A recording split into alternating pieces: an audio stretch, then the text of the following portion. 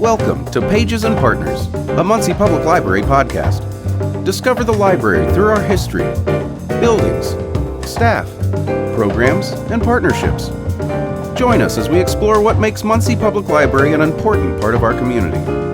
Welcome to Pages and Partners, a Muncie Public Library podcast where we explore the stories, people, and partnerships that enrich our community. I'm Gabby Sandefer, and I'm the Great Achievers Supervisor. And today we're kicking off something a little new and fun, our Staff Spotlight series. Every now and then, we'll take a break from our usual episodes to chat with some of the awesome people who work here at MPL, getting to know who they are, what they do, and why they love being a part of the library world. Our first guest is Stuart Cotton, digital mentor at the Centennial Library. Whether you're trying to learn a new app, troubleshoot your device, or just figure out how to get online, Stuart's your guy. We're excited to have him here and kick things off. Thank you. Thanks for joining us. All right, so let's start with the basics. How long have you been part of the Muncie Public Library team? I've been here 12 years now. All right. Started out as a page, and about 6 months later, this position opened up, and I'm fortunate enough to have gotten it. That's wonderful. So you've been in this position almost all of those 12 years. Yep. So just, I guess, 11 and a half years. Mm-hmm. That's wonderful. Has this specific role changed at all as you have been the digital mentor? Have you noticed it's changed from when you first got that position based on needs? So it's kind of just a reflection of what the community needs. Oh, okay. The cool thing about when I first started here, I was like, well, what would you like me to do? And they're like, I don't know. What do you do? And I was like, okay, I get it. This is going to be fun. Yeah. So we started out trying to do just basic classes, just traditional classes. But we found people were saying, I want to do that, but I can't be there at that time. Can I just sign up for a time to do it anyway? Yeah. And some of those classes would just turn into a Q&A session as people just chase their curiosity, kind of thing. So it just kind of evolved into just, being a response to the community. That's what I love the way you phrased that, a response to the community, especially because I feel like in the digital sphere, in the tech world, things are always changing and moving at such a rapid pace that, 10 years ago, what was needed is drastically different than what's needed Exactly. now. So with your current role at the library as digital mentor, what does a typical day look like for you? So the days, you never know what to expect any day. Anytime I try to predict it, it's like Indiana weather. It's just, it's going to try to prove me wrong no matter what I say it's going to be. Mm-hmm. But typically in the morning, I get the older crowd comes in to ask questions about who knows what, just whatever they just happen to need. And then in the afternoon, I go into different branches, so I share technology advice throughout the community because a lot of people don't know that this branch is here because, there's the 4 branches that are scattered throughout the city. And on Mondays and Tuesdays, I go to Merring Hunt and answer more questions down there. And then on Wednesdays and Thursdays, I go to Kennedy. I love that you're spread out throughout our different branches. I know at MH, we really love having you there. And when I do, I'll have volunteers from Ball State University come in, and when I will talk about your position on a tour, they're always very shocked that we have that here. Mm-hmm. They're always like, wait, you have someone who will make one-on-one appointments with people to, help them troubleshoot their phone. And I'm like, it's a great kind of extra that not many libraries have. So that's wonderful. What was your, so this one's fun. What was your position like as a page? Was that any different from this? I assume it probably was. Just completely different because it had nothing to do with, technology really. Because I would just load the cart up with books, and I had a iPod Touch back in those days, and I would load up a couple of episodes of King of the Hill and listen to that as I was putting the stuff on the stacks, and I enjoyed it actually. It was very peaceful and just and you're contributing to, that's the collection. Great. I like that. I like to hear that.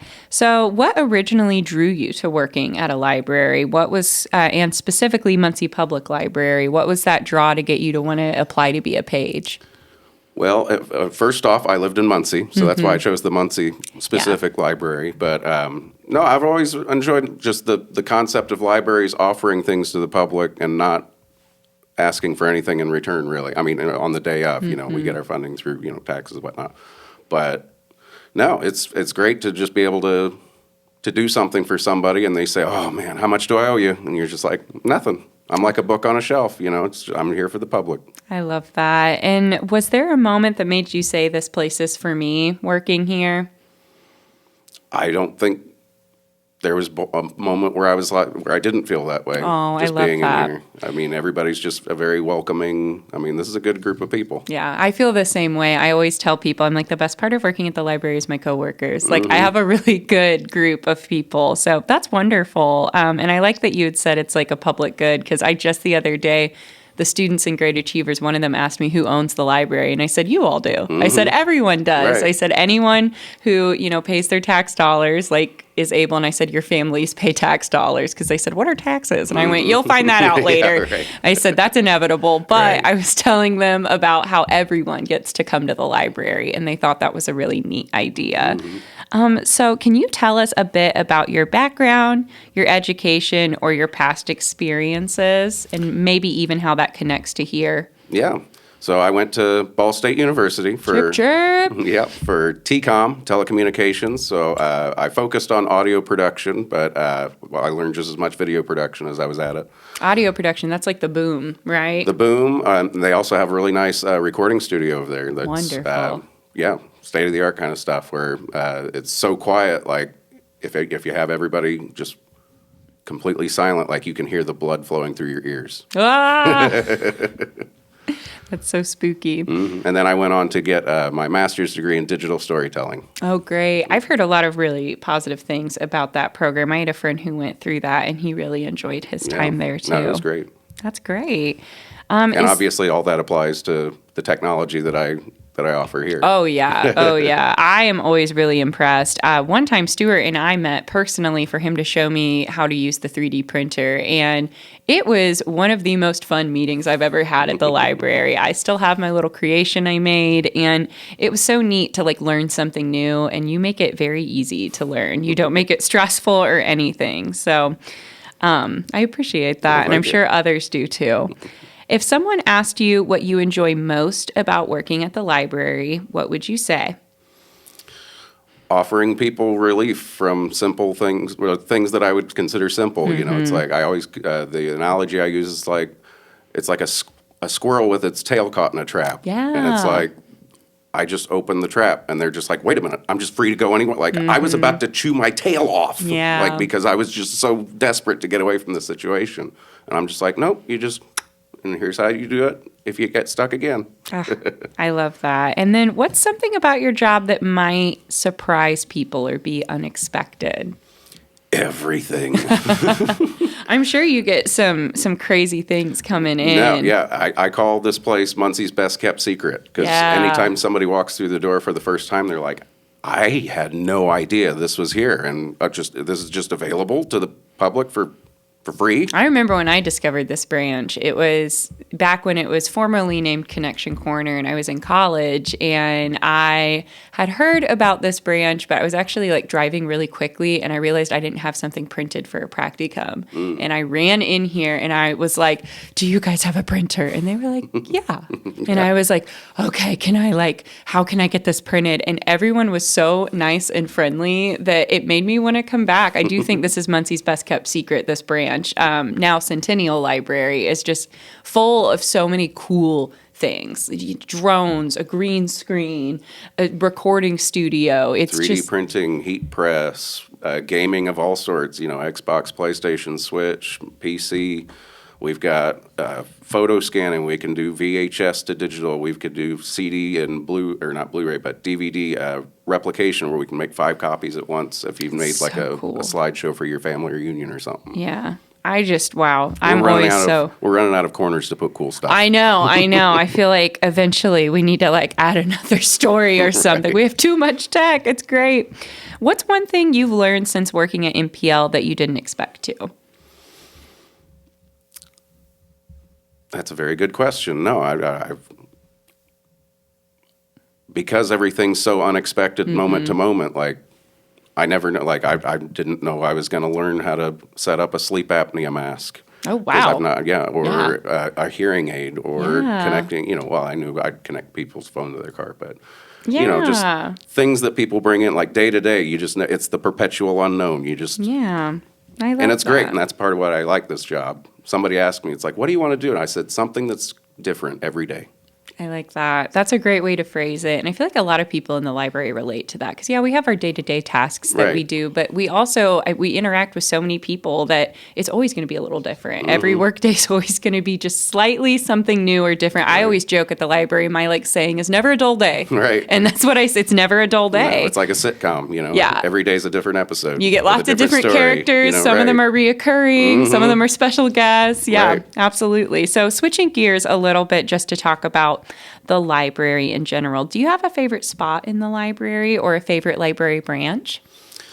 Not particularly, no. I love floating around and seeing all the different, that's the whole thing is I like seeing the different places and the different people and well, and you get to go to all the branches right. too, which I think is probably different than most, is you get to actually see all of them. Right. So I bet you have an appreciation for every single branch. Exactly, right. I don't have a place where I can go hide and this is my sanctuary. It's like every branch is my sanctuary, Oh, I love that. Every branch is my sanctuary. I think we want the public to feel that way too. I want the public to feel like they can walk into any branch and know that we're here to help. We're a safe place to go, right. and we're a place to just, pique your curiosities. Right. So no, I consider it just an extension of my home, That's great. This question's kind of fun, and I'm curious if you would or not. If you could trade jobs with anyone at the library for a day, who would it be and why? I'm curious if you would or not, though. I would not. You would not? I would not trade with anybody. Yeah, you like what you do. No, I can tell, yeah. Because, like I said, my first day, they said, "What do you do?" And which means I make up my job. Yeah. I'm doing what I want. Which is really cool to kind of craft and create your own position right. because with that, you kind of get to move and shift it and change it as necessary. So I love that. Is there a library service or program that you wish people knew more about? The everythingness of it, just all of it. Because it's like synergy, it Yeah. all works together. And it's such a broad scope of what we offer. Because a lot of people just think books, and it's like we do that. We and do. We do that very well. We have lots of books, don't you worry. Yeah, right. Enough books for everything, but yeah. But just the services that we offer, just in general. There's not one specific one that I would say, because then I feel like I'm negating all the other cool stuff. You're like a proud parent. I love to hear it. You're like, I love all my children equally. I love that. And then kind of switching gears a little bit to talk more about libraries, and you had mentioned books. Do you remember the first book or story that made you fall in love with reading? Or a time in your life where you remember being like, ooh, I'm liking this? The earliest book I can remember just being like, this is neat. I really this is a fun concept. Was probably Grover, the monster at the end of this book. I love that book. Oh my, yes, I love that. I used to read that with my preschoolers, and I actually read it with my first through third graders, and they loved it. Right. It's like one of those. It's the most fun thing because it plays with the concept of even and as a kid, you get to turn the page and be like, here we go. Yes, and then they're literally, when I was a teacher, I would pretend I couldn't open the page because they'll glue the page and staple it and everything. So what a good book recommendations. There's a monster at the end of this book. The Sesame Street book is amazing. So highly recommend, especially if you have littles. That was good. That was good. You got my teacher heart with that one.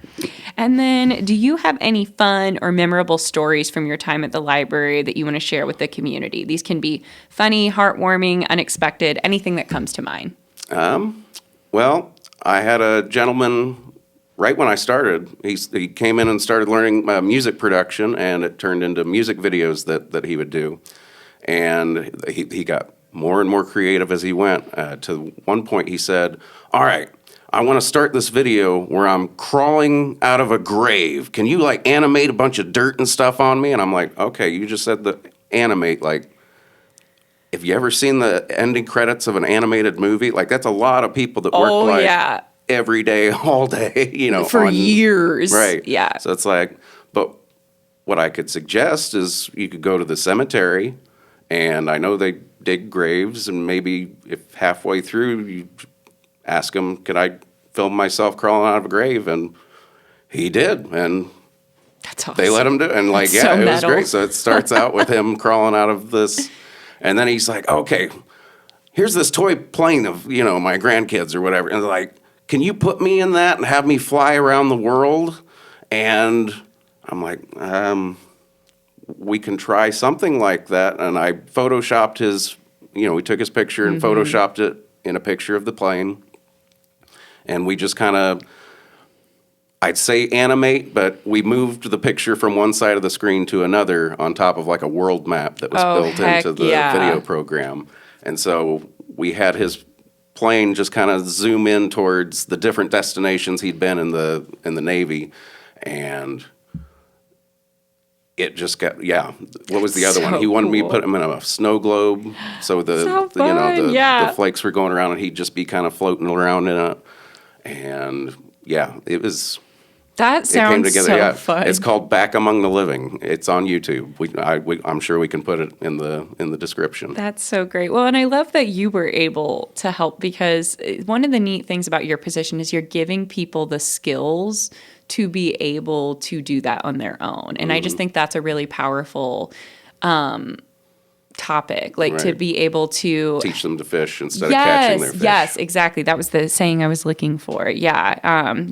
I just think that is so powerful. When you're not at the library, what might people find you doing? Do you have any hobbies, hidden talents? So I play in about 6 different bands around town. Let's see. I started out Lovesick Moan, Mike Martin Band, Prairie Creek Sirens, Eartherial, Jansen and the White River Dives, and the Barrel House Cats. And I have seen Stuart perform, and he is wonderful. I highly recommend, if you can catch him doing a performance, to go and see. You are wonderful. And then, would you like to share something we share together? Yeah, right. I've also been at the Civic Theater a couple of times doing a couple of shows. I was Captain Hook in Peter Pan. Yeah, you were. Woo! He was awesome in it. And then I was Bob Wallace, the Bing Crosby character in White Christmas. And it's a great time over there. Like that's another place that's just feels like home. It's just wonderful vibes all around. Stuart is wonderful. If you can catch him on stage too, absolutely worth seeing. You bring to life characters, and I loved your Captain Hook. It was wonderful. Oh, and speaking of Captain Hook, the hook that I used in that show was created on the 3D printers here at the library. No way. That's fun. I love that. Do you still have the hook? Oh, I've got it in my living room. Yeah, That's it's sitting perfect. on top of all my movies. Yes, I love that. And then kind of shifting gears more to the community, are there any local spots in Muncie you love to visit or recommend? The Common Market has good Common music Market, on, and another place with good vibes. And they have good pizza. Mm-hmm. And the open mic night at Elm Street is always a good time, and concerts that they do out there. Just any place that does live music around town is wonderful. I mean, that's pretty much the only places I go. Yeah, I love that. And then, do you have any pets, or are you a pet person? I do not have a pet because I like to be out and about playing music and stuff, so I don't want to leave an animal or two just sitting there alone all the time. But I love animals, and I love other people's pets, and typically I get along just about every I love that. Pet. You probably see a lot of pets when you're out performing and stuff too, especially if you're at an outdoor venue. You might meet a few dogs. Right. And then, are there any causes or volunteer efforts that you're passionate about? The keeping the arts alive in Muncie. Yes, absolutely. Whether it be the music or the theater, or if I could paint, I would try to add to that. But I do photography a little bit, so That's awesome. I've offered that down at YARC before. That's great. That's great. Well, and Stuart is very active in the arts community too. So I love that you're both a champion for it, but you're also a patron of it. So I just love that. They say a sign of a healthy community is a healthy art scene. Absolutely. Absolutely. What's your go-to comfort food or beverage? Ribs are great most of the time, if you do it right. Oh, yeah. I've had some ribs that are just like, this tastes like you just dumped it in SpaghettiOs. But if you do it right, I'd say that's my go-to. That's great. And then what's your favorite book right now, or just a book you've read recently you really like? I really like The Music Lesson by Victor Wooten. He has it's just riddled with just great analogies that make you think about music in ways that you know, but you didn't apply to music. And you're like, love oh, man, that. I feel like I understand just music in general better. I And love it that. inspired me actually to write my own book. Which you have Right. given me a copy of, and I got to peruse it a little bit. It's been in my office, so when I need a little like break, I've been reading through it, and it's really cool. It's a collection of different poems and different things. It's lovely. just I love it. Thoughts of, I mean, it's not about anything. Yeah. But you can apply it to anything. So if you have anything in mind, it's just the many ways you can think about that thing. Let me grab this book here. Yes. It's called Something, the Point of Everything. And yeah, the best way I can put it is just to say the first paragraph. Oh yeah. Do So- you want me to read the back of it? No. I'll say because the back is almost kind of like the first Oh, paragraph. cool. Yeah. But you have to have something in mind. So think about something you love. I'm going to read the first paragraph really quick, if that's okay, because I liked it. Absolutely. Within something is everything, and with everything is something. Something can't exist without everything to make it up. There is no middle, there is no edge. There only appears to be a middle because you are a point of relativity. From the point, you can only look so far out and so far in. It goes until it doesn't. If you really listen, you'll hear something. If you actually listen, you'll hear everything. And that's just a little tidbit of Stuart's book. And I believe we have this in our collection, or was it I on don't believe so. Amazon It's that on you had Amazon, said? yeah, Okay, for yeah. 99 cents. Yes. So if you want, you can look it up. Something, The Point of Everything by Stuart Cotton. And then finally, is there anything else you would like our listeners to know, or that you want to talk about the library, your role, or anything else under the sun? Come to all the libraries. I mean, all of them offer just a little bit different of a service. I mean, Connection Corner, Centennial Library, I mean, obviously we do the tech, but just everywhere you go, even just to capture the vibe of just the place and just the Absolutely. space, and you can make connections at the place like this. And I don't know if there's a documentary called Join or Die, which is a strange title, but it's about a guy that wrote a book called Bowling Alone. So it's like, his analogy is like, imagine all the roads in the nation, half of them just disappeared. Oh, wow. That's kind of what our social connections have become, because we're not getting out bowling with people. We're bowling alone. We're doing all these things by ourselves. And the library is a great hub, a community space that's open to everybody, where you can make those connections to keep that infrastructure alive. I love that. What a wonderful note to end on. The library is for everyone, and it's for connection, and it is for community. So I just love that. So Stuart, thank you so much for coming and Thanks for letting having us me. give a staff spotlight on you. Thank you all for listening so much, and stay tuned for more staff spotlights. And in the meantime, keep reading. This has been Pages and Partners, a Muncie Public Library podcast. For more information about library events and resources, visit munpl.org.